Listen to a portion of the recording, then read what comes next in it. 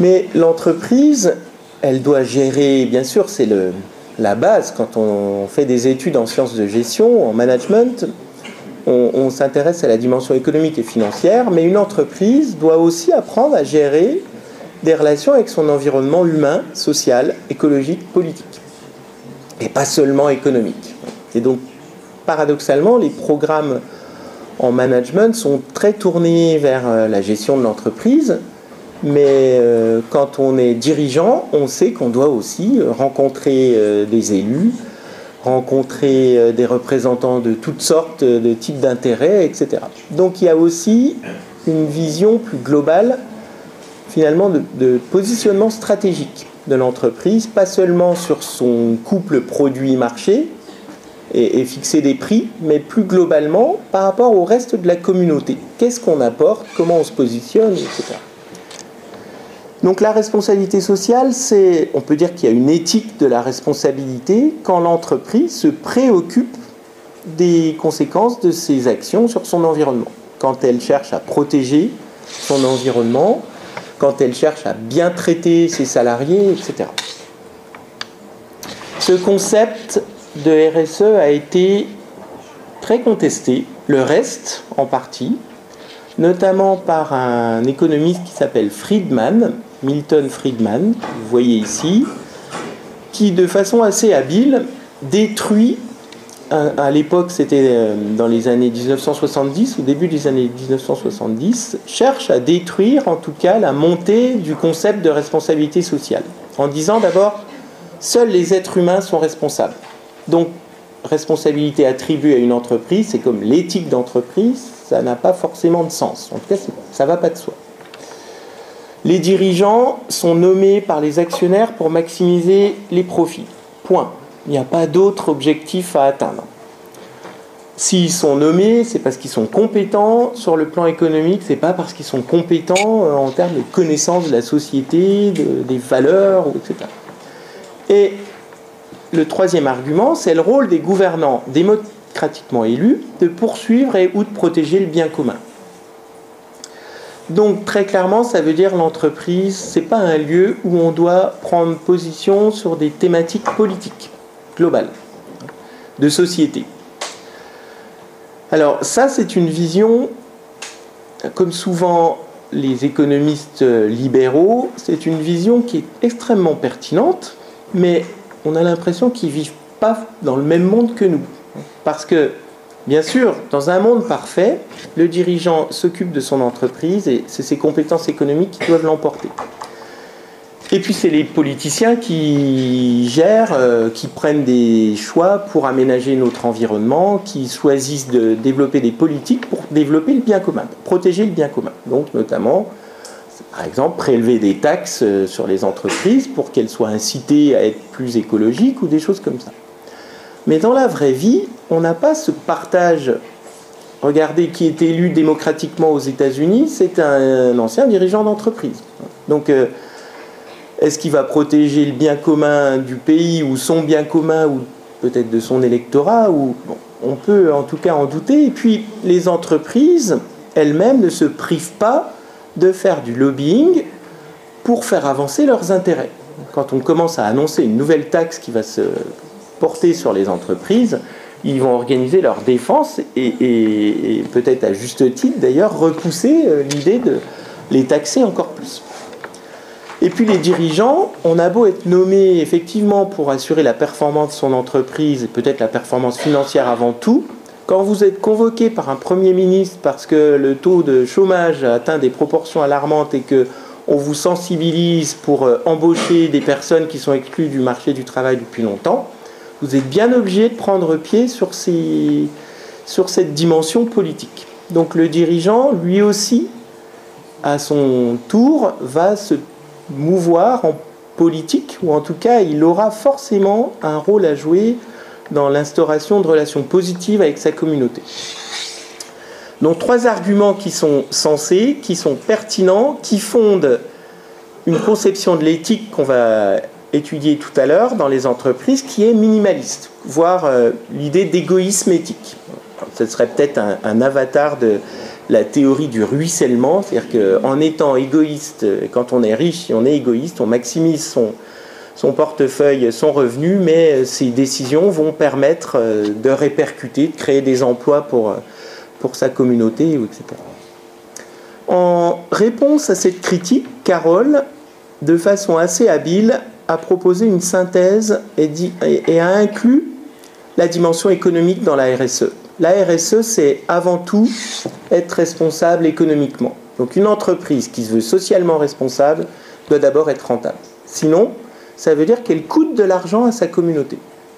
Et peut-être qu'on peut l'accepter, on peut dire par exemple un service public, il n'y a aucune raison à introduire de la rentabilité, mais il faut qu'il y ait un consensus pour qu'on puisse financer les déficits qui vont être occasionnés par ça.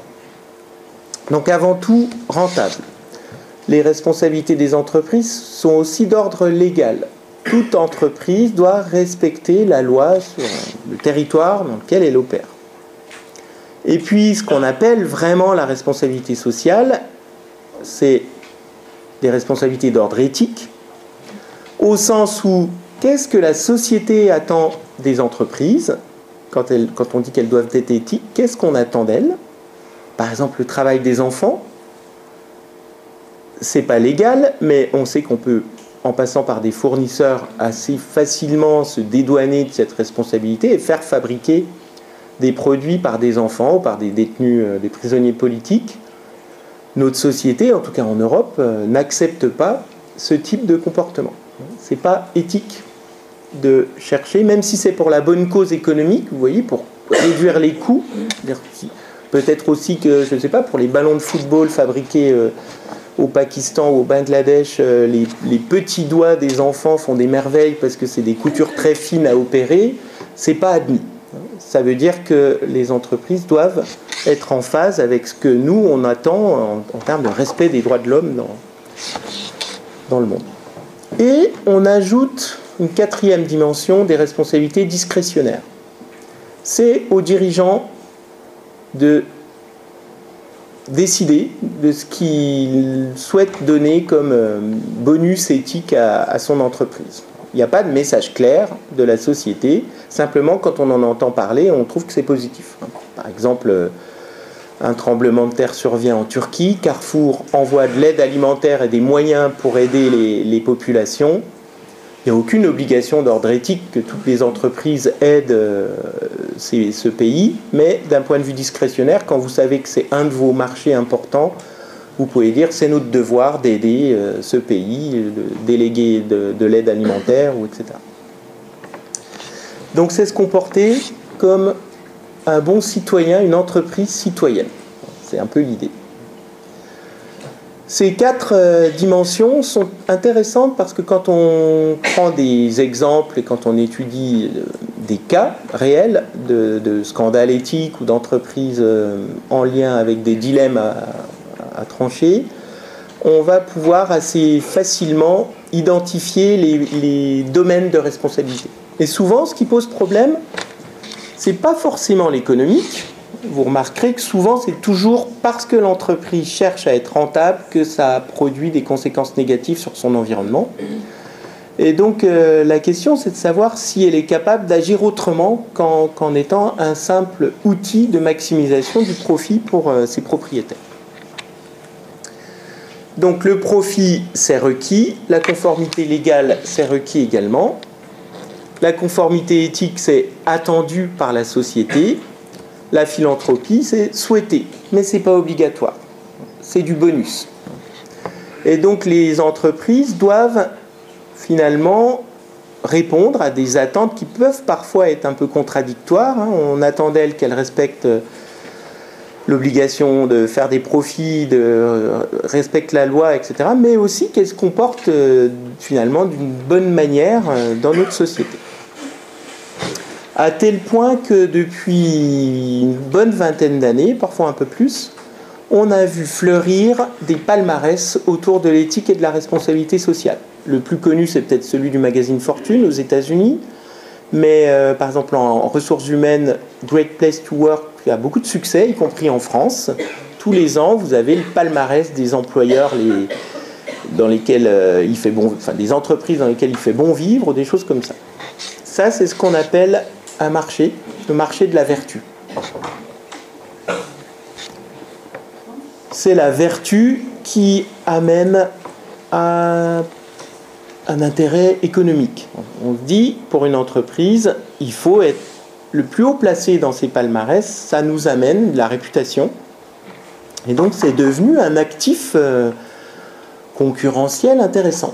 Au-delà de l'aspect purement économique, être admiré, être l'entreprise où il fait bon vivre, attirer les meilleurs talents, etc., être le plus respectueux de l'environnement. Vous voyez que c'est un marché qui fait vivre tous ceux qui sont en charge de ces palmarès, parfois des initiatives privées, des consultants qui ont eu l'idée de développer un label. Ça coûte cher de postuler, d'être audité, etc. Ça crée des emplois du coup d'analystes de reporting global. Alors je sais que certains d'entre vous se destinent à la comptabilité. On a aussi d'autres domaines plus larges de mesure de la performance globale de l'entreprise et pas uniquement de la performance comptable. Et donc les principes souvent d'ailleurs restent les mêmes que les principes d'audit en comptabilité. C'est essayer de voir comment on peut mesurer la performance globale de ces entreprises. Dans les entreprises elles-mêmes, comme il faut préparer les dossiers pour ces rankings, on a vu aussi apparaître de nouveaux emplois, de nouveaux métiers en lien avec la mesure de la responsabilité sociale, de la performance globale, etc. Alors, on peut se demander si on est arrivé à la fin de l'histoire. Comme le reconnaît The Economist, c'est un magazine extrêmement libéral en Angleterre, défendent des idées libérales. Donc vous voyez ici qu'ils sont plutôt mauvais perdants. En 2005, ils disent la RSE a gagné la bataille des idées parce que c'est devenu un concept central. Même dans les forums économiques mondiaux comme celui de Davos, c'est la RSE qui est souvent mise en avant. Et pour eux, c'est bien dommage. Parce qu'ils sont extrêmement sceptiques sur la capacité de l'entreprise à finalement colporter des valeurs, à avoir une dimension éthique, etc. Donc la fin des débats, on en est finalement peut-être pas encore là. Alors un petit mot sur le développement durable sans aller dans le détail parce que je ne peux pas vous parler de tout, mais le développement durable c'est un concept, lui, beaucoup plus politique, au moins au départ, ou économique.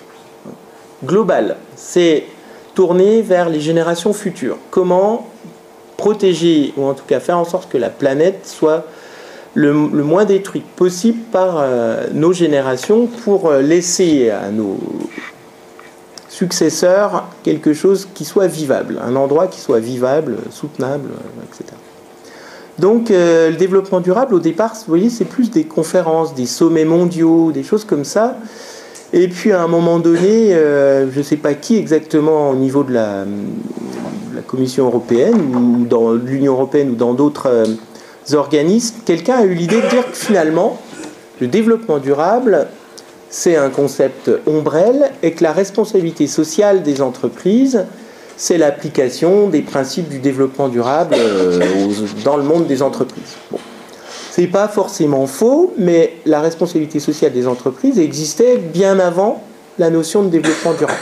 Avant même que ce terme de développement durable apparaisse, on parlait déjà de responsabilité sociale. C'est un petit peu embêtant. Et au fond, finalement, ces deux concepts maintenant se recoupent quasi totalement. Et ça renvoie à l'idée, penser aux responsabilités, là, à la performance économique, à la performance sociale et à la performance écologique. Les trois volets. Alors, bon, ça ne marche pas parce que j'ai changé, je suis passé sur un PC, mais c'est pas grave. Alors pourquoi on parle de RSE dans le monde des entreprises ? Parce que quand les politiciens en parlent, ça donne ça.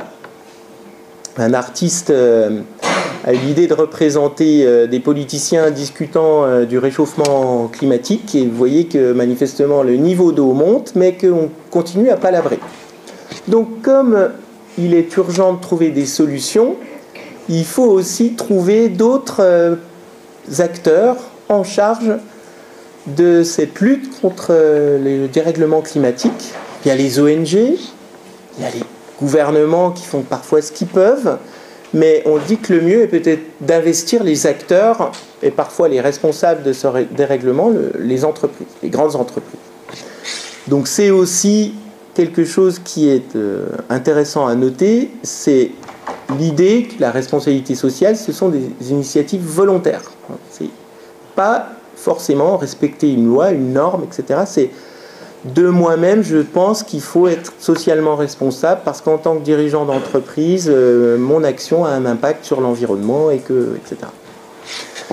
Donc il y a du travail par rapport à ça. Vous voyez 4 illustrations de la façon dont l'être humain peut investir la planète. Alors honnêtement, je ne sais absolument pas quel est l'impact de l'activité humaine sur le climat aujourd'hui, mais quand on regarde ces images, on peut se dire qu'on a forcément une petite part de responsabilité, ou en tout cas, on se doit d'agir pour essayer de changer cette évolution, là où on voit un environnement chaotique avec beaucoup de déchets, des usines qui fument, quelqu'un sur une barque entourée de déchets de plastique, et puis un plongeur qui est dans un cimetière de pneus.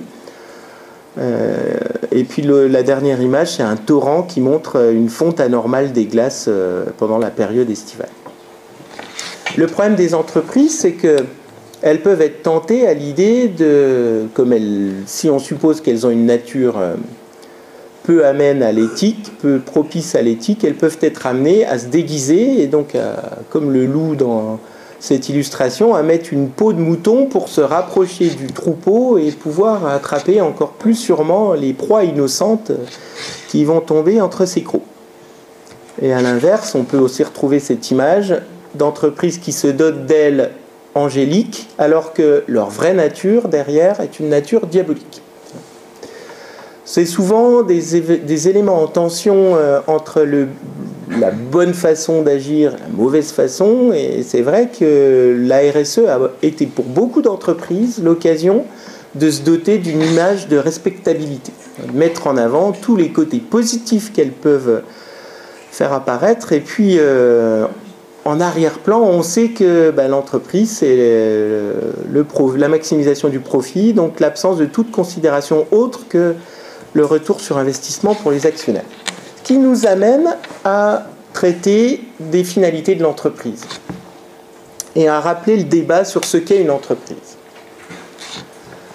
Quand on pose la question, moi je pose la question souvent à mes étudiants, qu'est-ce qu'une entreprise? J'ai souvent d'emblée la réponse, c'est maximiser les profits. En fait, remettons les choses à leur place. Qui vous dit qu'une entreprise, c'est uniquement une unité économique dont le but est de faire du profit?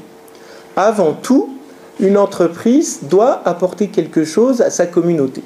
Donc, avant de penser au profit, et c'est important le profit, l'argent, une entreprise doit apporter des biens et des services. Donc, enrichir sa communauté, nulle part on écrit qu'une entreprise ne doit s'intéresser qu'à ses actionnaires. Ça, c'est une vision purement théorique, purement économique. Mais globalement, on le sait, et si on est plus réaliste que ça, l'entreprise a forcément quelque chose à apporter de positif à sa communauté.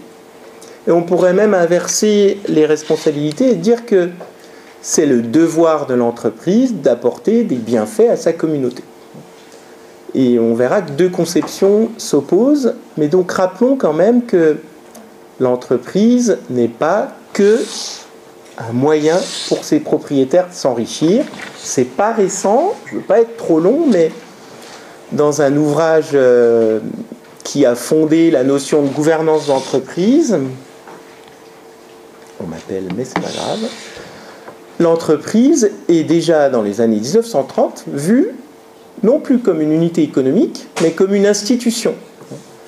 Et Burley et Mintz indiquent déjà à l'époque, il y a quasi 100 ans bientôt, n'importe quel observateur avisé peut constater que l'entreprise américaine a cessé d'être un mécanisme économique privé pour devenir une institution. Notamment les sociétés anonymes, sociétés par action. Quand vous fédérez des centaines, des milliers d'actionnaires pour développer votre activité, c'est plus un mécanisme purement privé, il y a une dimension politique publique qui apparaît.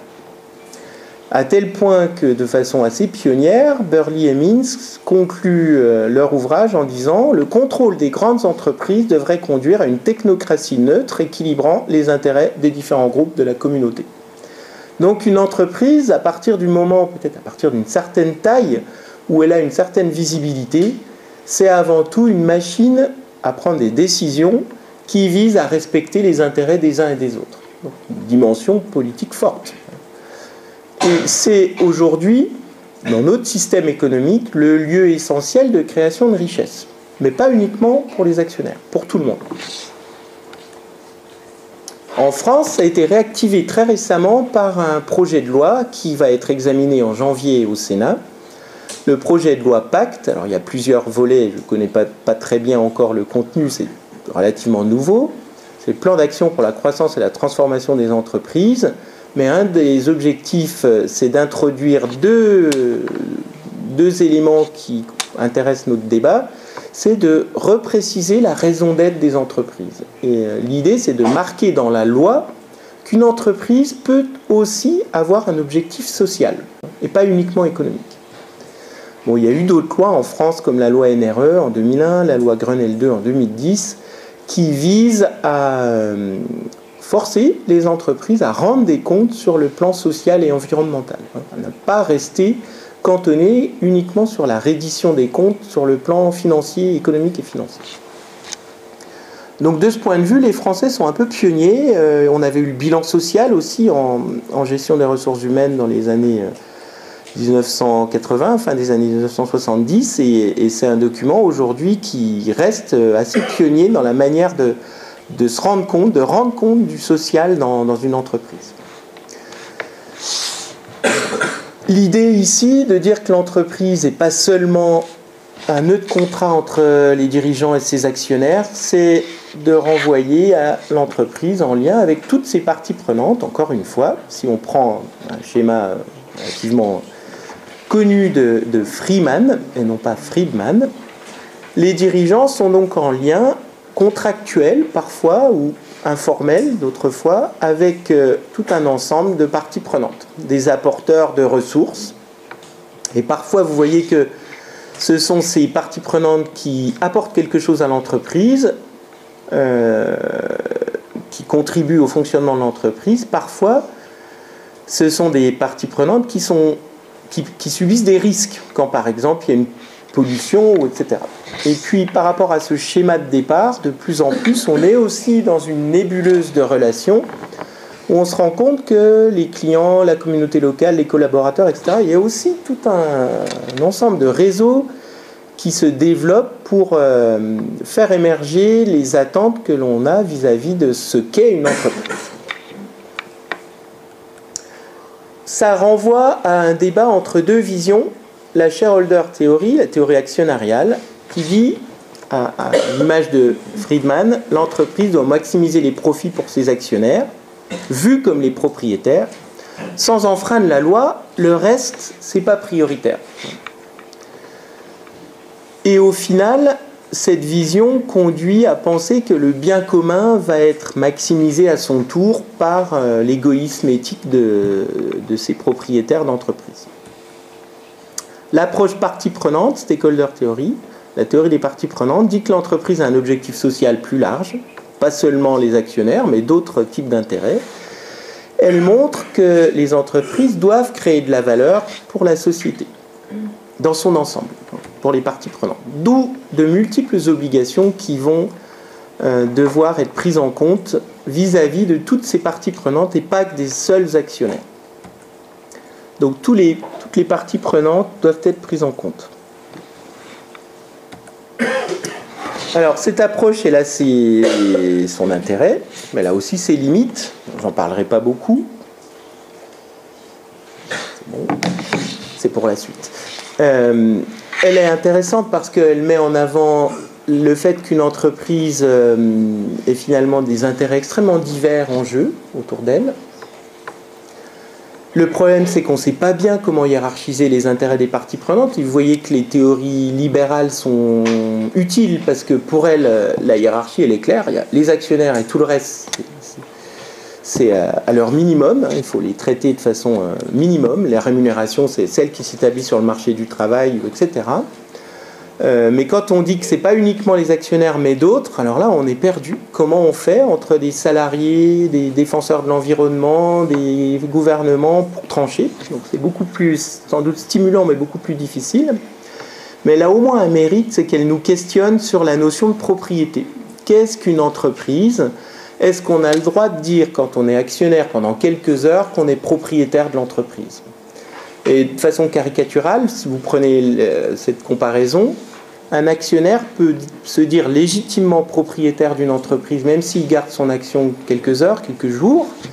Et un salarié comme celui de Ford, à côté de Bordeaux, qui travaille pendant 40 ans dans une même entreprise, qui a investi son talent, ses compétences, son temps, son énergie, etc., n'a aucun droit à se revendiquer propriétaire de l'entreprise. Mais vous voyez qu'on pourrait jouer sur cette image et dire que symboliquement, c'est aussi quelque part lui qui est propriétaire de cette entreprise. Et alors que l'actionnaire a la possibilité de diversifier son portefeuille, d'acheter des actions de telle ou telle entreprise, ça change, mais en règle générale, jusqu'à présent, le salarié investit toutes ses compétences chez un même employeur. Donc il y a une logique qui n'est pas une logique d'équilibrage des risques. Quand on investit tout dans une entreprise et qu'elle disparaît, on part à zéro. On estime d'ailleurs que, quand je parle de surplus, quand un salarié est licencié ou suite à une fermeture d'usine retrouve du travail, quand il retrouve quelque chose, c'est en général à peu près autour d'une rémunération qui est 20% inférieure. Donc ça veut dire que la valeur créée auprès du salarié par l'entreprise est à peu près au moins de 20%. Quand les salariés restent longtemps, ils voient leur rémunération augmenter, il y a une surrente, une rente qui pourrait peut-être se mesurer. D'où cette idée de se demander d'où vient la valeur créée dans les entreprises.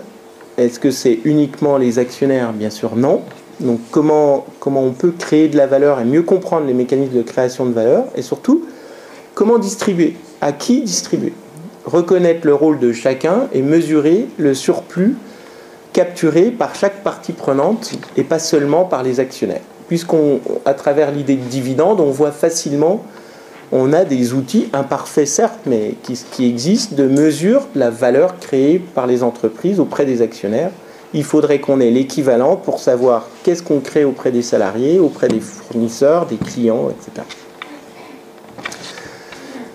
Tout ça nous renvoie, mine de rien, à des notions de gouvernance. Donc la gouvernance, je rappelle, c'est le management du management. En tout cas, on peut définir ce concept comme ça. Et ici, moi, j'ai une vision très large.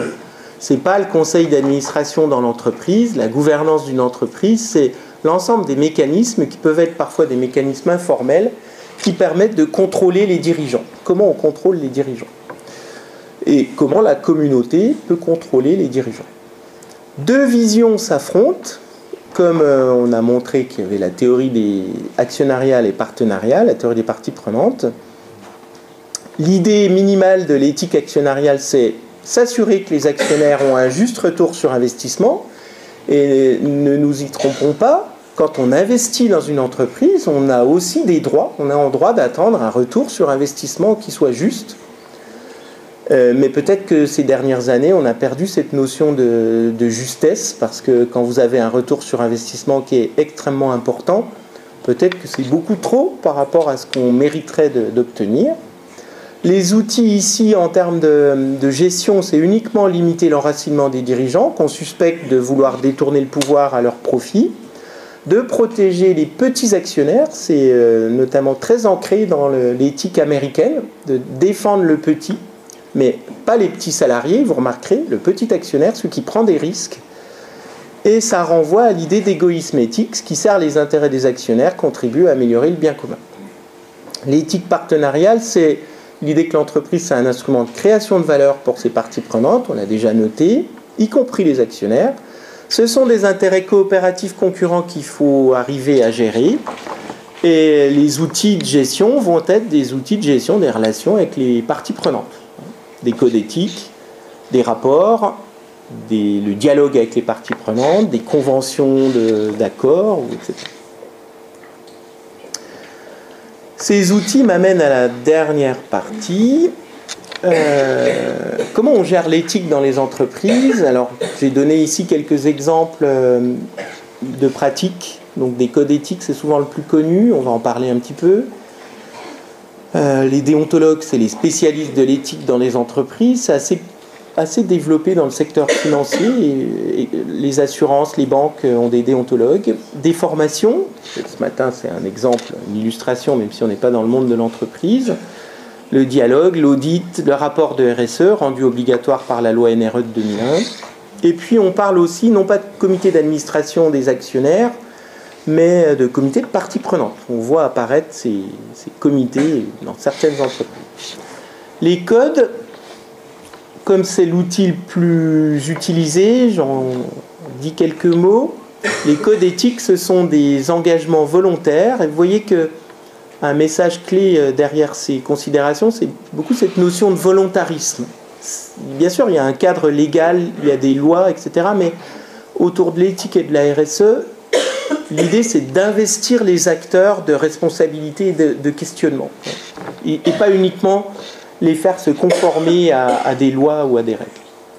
Donc ces codes, ce sont des engagements qui contiennent des croyances spécifiques, des valeurs, des actions, des règles, qui visent à fixer le comportement approprié pour les salariés.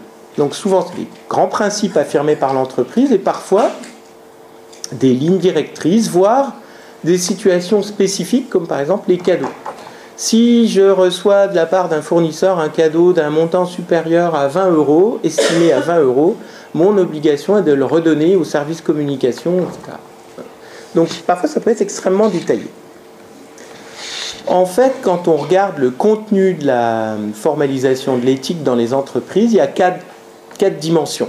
La mission de l'entreprise, donc sa nature, sa raison d'être, ses valeurs centrales, les responsabilités qu'elle se donne vis-à-vis des parties prenantes et les règles de conduite qui s'imposent aux collaborateurs. Et tout l'enjeu est de réussir à rendre quelque chose de globalement cohérent, sachant que parfois vous allez avoir des considérations du type valeur centrale, la créativité, mais règles de conduite, vous devez obéir, vous devez, etc. Donc il y a forcément des injonctions paradoxales dans cette communication entre ce qu'on attend dans l'idéal de façon positive des salariés, notamment l'innovation, la créativité, et puis aussi la conformité à des règles de base. Alors la mission, un exemple, j'ai pris l'exemple d'Essilor, on ne va pas y passer beaucoup de temps, mais c'est pour vous donner une illustration. Chaque entreprise cherche à se définir. Par exemple, la mission d'Essilor, c'est améliorer la vision pour améliorer la vie. Ils se sont rendus compte que, et c'est en lien avec leur activité, sur 7 milliards de personnes dans le monde, il y en a 4 milliards qui ont des problèmes visuels, mais seulement 2 qui bénéficient d'une solution corrective. Donc il y a un marché pour Essilor de 2 milliards de personnes, et notamment ça explique leurs actions en Inde pour contribuer à équiper des personnes qui ont besoin de solutions correctives dans des endroits totalement isolés de tout commerce où on peut trouver des lunettes ou autre. Donc c'est quelque chose qui doit être suffisamment large pour expliquer les activités de l'entreprise et qui doit aussi permettre d'évoluer, de s'adapter avec le temps. Les valeurs, bon, sans surprise, vous voyez, quand on prend les plus grandes entreprises, on va avoir intégrité, respect, honnêteté, responsabilité, toute la panoplie de l'entreprise parfaite. Et notez aussi que dans ce que les entreprises appellent valeurs, il y a des choses qui ne sont pas des valeurs éthiques. Par exemple, orientation client, ce n'est pas une valeur au sens philosophique, esprit d'équipe, innovation. Donc les valeurs ne sont pas forcément éthiques, c'est aussi ce que l'entreprise cherche à promouvoir comme qualité, comme élément fédérateur dans son périmètre. Avec les parties prenantes, on trouve à peu près tout, mais vous voyez, ce n'est pas une surprise, c'est les actionnaires qui sont les moins traités. Parce que dans ce cadre de communication sur la responsabilité globale, le but de l'entreprise, c'est justement de convaincre qu'il n'y a pas que les actionnaires qui les intéressent. Donc on en parle, mais ils viennent souvent après les autres. Et le plus important, c'est certainement les collaborateurs. Collaborateurs, société, environnement. Et puis après, c'est peut-être un peu moins important. Les règles de conduite, pour vous donner une illustration, c'est la confidentialité des informations, le problème de la corruption, l'intégrité des comptes, la protection des actifs de l'organisation, le problème des cadeaux, les conflits d'intérêts, les médias, etc. Pourquoi rappeler les règles? Pour ça, je propose de rappeler la fable de la grenouille. Alors, je ne suis pas biologiste, vous allez voir pourquoi, parce que c'est certainement pas vrai, pas ce qui se passe en réalité, mais l'idée c'est que si vous mettez une grenouille si vous plongez une grenouille dans une casserole d'eau froide et que vous mettez le feu sous la casserole, au début elle va trouver que vous lui proposez un bain gratuit, elle va même prendre du plaisir quand l'eau va devenir à peu près à bonne température, elle va peut-être s'épanouir, etc. Puis au bout d'un moment elle va dire ah, ça commence à être chaud, elle va essayer de s'adapter, mais quand l'eau va se mettre à bouillir, elle sera suffisamment affaiblie pour ne plus pouvoir réagir. Donc vous allez l'ébouillanter et vous allez la tuer.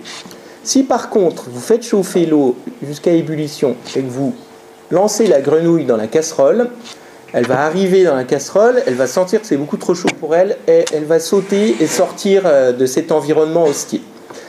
Et on peut prendre cette métaphore pour dire que l'éthique, c'est un peu la même chose dans les entreprises.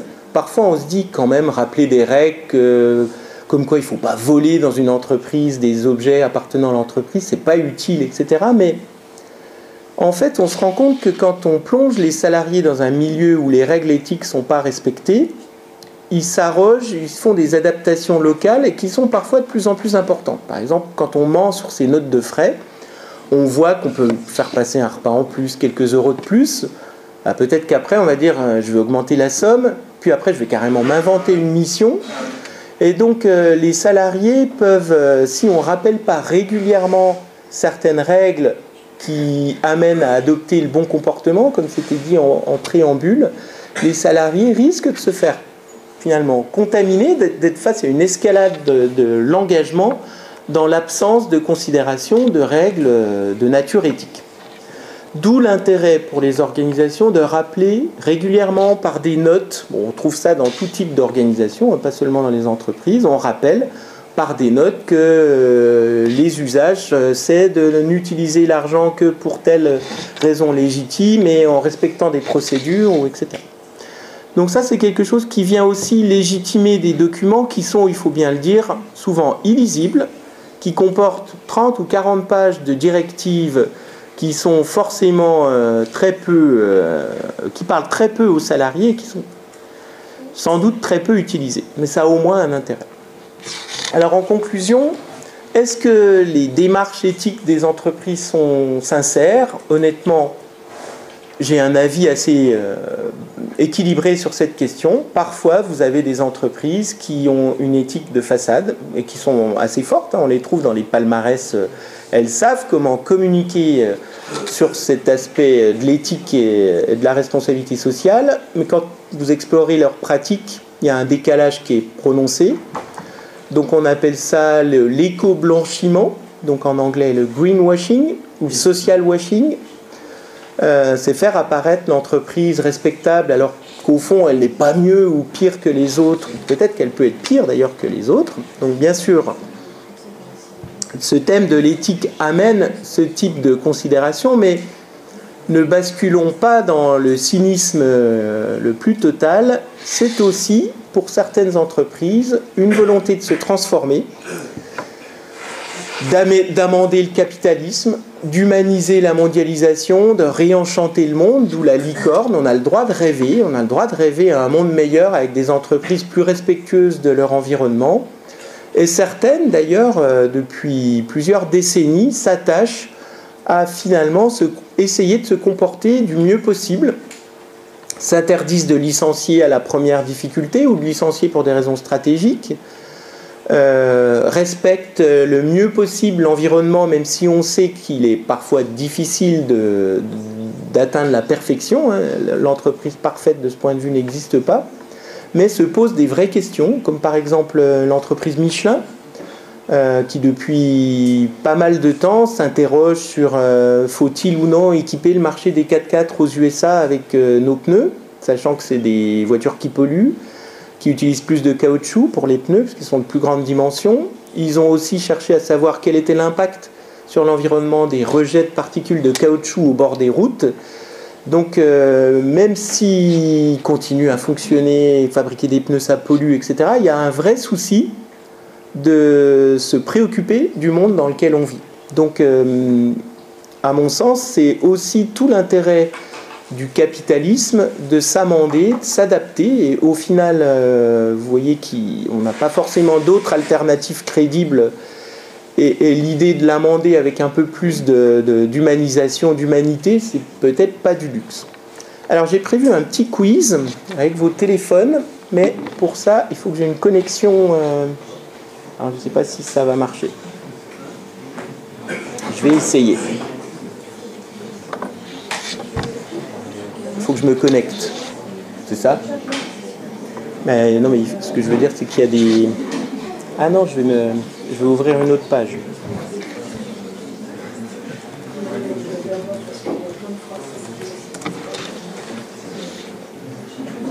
Ah, ça marche. Je crois qu'il faut le montrer, ça c'est partagé aux autres. Oui. D'accord, ça reste partagé. Oui. Okay, je vais me connecter. Normalement, ça va. Il faudra le diffuser. Oui, bah, on le voit. Alors, du coup, comment je me connecte là ? Oui, c'est là. Je saurais pas.